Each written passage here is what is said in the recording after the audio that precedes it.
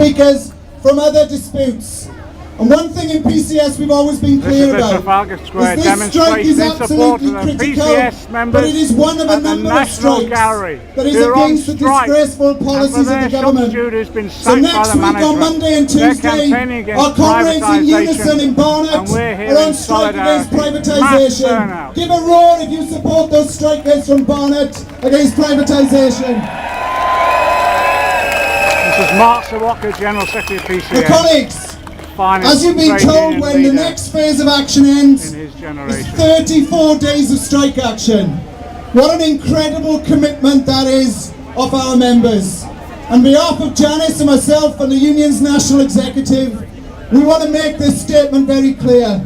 Our union will continue to support this strike in every way possible until our members believe they've got an acceptable settlement to go back to work. They've already won the London living wage, not because these people felt generous, but because they've been on strike to demand it. So now we want to end the privatisation and we want to get Candy back at work. Let me say something briefly about our reps. You've seen Neville and Graham. There's a whole layer of our reps who've been absolutely brilliant. They've toured the country, collected money, painted 1,000 sunflowers on paper plates, and they have really shown their dedication and commitment. But one of them paid the ultimate price. Candy Unwin was sacked, and Candy was disgracefully sacked days after the general election. She'd been suspended for weeks, but that lot obviously thought that with the election they could act brutally and sack her, and all her colleagues would be cowed and go back to work. Well, they haven't gone back to work. They're in the middle of 10 days of strikes, which is the longest strike that we've had so far. Now that is dedication and commitment. And when Candy speaks to you later, I don't just want you to give her a great reception, I want you to think about this. Whilst we can all come and rally and show solidarity, Candy has had to live with the consequence of being home at night, sacked, with no income, worried about what the future has for her. Now that is dedication and commitment, and therefore we don't just want the end of the privatisation, we want Candy leading us back into work, doing the job that she loves doing, and striking a blow to the anti-union employers that work in the building behind you. Now I'm going to leave you colleagues with this thought.